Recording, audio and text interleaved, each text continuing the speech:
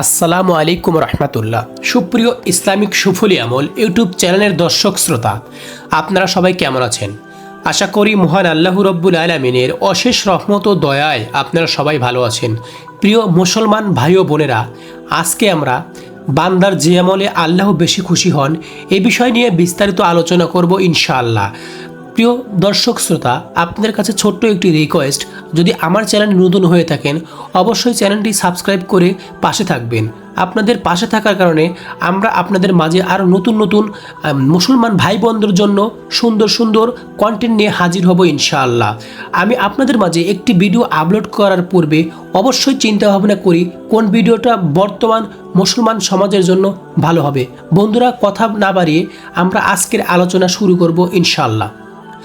বান্দার যে আমলে আল্লাহ বেশি খুশি হন, দুনিয়াতে যে যাকে যত বেশি স্মরণ করবে বা অনুসরণ করবে সে তাকে তত বেশি ভালোবাসবে, এটাই স্বাভাবিক। আর তা যদি হয় আল্লাহর জন্য তবে কেমন হবে?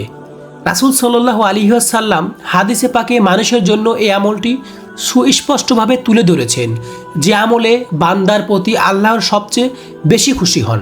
মানুষের কল্যাণে ইসলামের সুমহান আদর্শ তুলে ধরতে রাসূল সাল্লাল্লাহু আলাইহি ওয়াসাল্লাম হাদিসে অনেক নসিহত পেশ করেছেন, যাতে মানুষ নিজেকে কল্যাণের পথে, উন্নতির পথে পরিচালিত করতে পারে, গুণামুক্ত জীবনযাপনে নিজেকে তৈরি করতে পারে, হতাশা থেকে বেঁচে থাকতে পারে।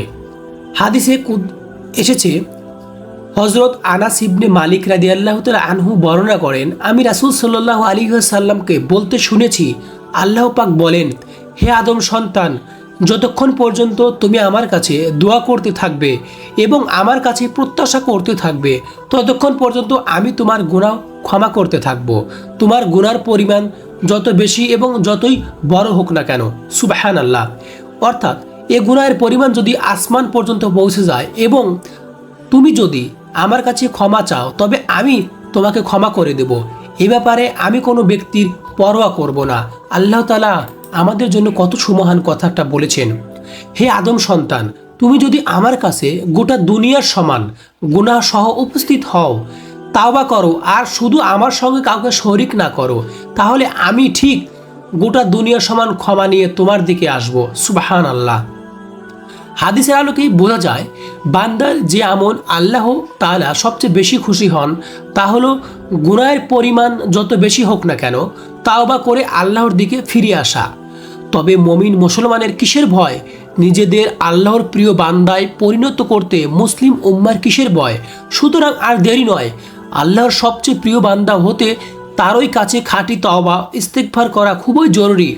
তাওবা ইস্তিগফারের এই আমলেই আল্লাহর আলিশান দরবারে ক্ষমা প্রার্থনাকারী হিসেবে লিখিত হবে বান্দার নাম।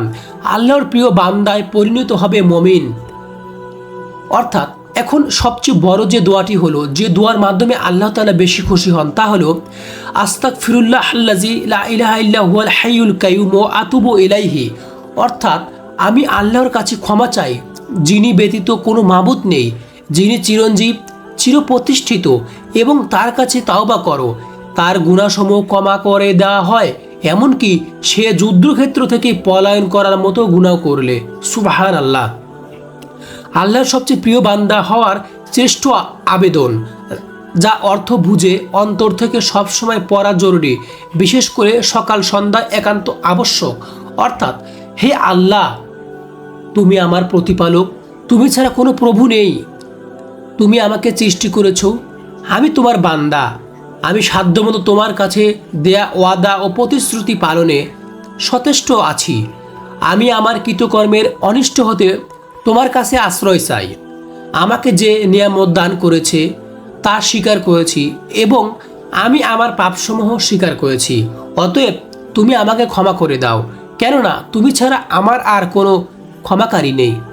আল্লাহর কাছে অত্র দোয়াটি যদি কেউ সকাল এবং সন্ধ্যায় পড়ে তাহলে আল্লাহ তাআলা তার জীবনের সমস্ত গুণাগুলো নেকি দ্বারা পূর্ণ করে দেবে এবং সকল গুণাগুলো মাফ করে দেবে। যে ব্যক্তি পূর্ণ বিশ্বাসের সঙ্গে এ দোয়া দিনের বেলায় পাঠ করবে এবং সন্ধ্যার আগে মারা যায় তবে সে জান্নাতি। আর যে ব্যক্তি পরিপূর্ণ বিশ্বাসের সঙ্গে রাতের বেলায় এ দোয়া পাঠ করে এবং সকালে আগেই মারা যায় তাহলে সেও জান্নাতি। সুবহানাল্লাহ। সুতরাং মুমিন মুসলমানের জন্য কোনো হতাশা নয়, ছোট্ট একটি সহজ আমলই বান্দায় হয়ে যাবে আল্লাহর সবচেয়ে প্রিয় বান্দা। আর তাতেই রয়েছে বান্দার দুনিয়া ও পরকালের মুক্তিরও সফলতা। তাই আল্লাহ তাআলার প্রতি অবিচল আস্থা এবং বিশ্বাসের সঙ্গে ইস্তেগফার পড়া, তাওবা করা জরুরি। কেননা মুক্তির একমাত্র পথই হচ্ছে আল্লাহর দরবারে ইস্তেগফার পড়া, তাওবা করা। আল্লাহ তাআলা মুসলিম উম্মাকে উল্লেখিত হাদিসের উপর আমল করার তৌফিক দান করুক। ইস্তেগফার ও তাওবার মাধ্যমে গুনাহমুক্ত জীবন লাভ করে দুনিয়া ও পরকালের সফল দান করুক। মহান আল্লাহর একান্ত ভালোবাসা লাভ ও প্রিয় বান্দা হওয়ার তৌফিক দান করুক। সকলেই বলি আমিন। আসসালামু আলাইকুম রহমতুল্লাহ।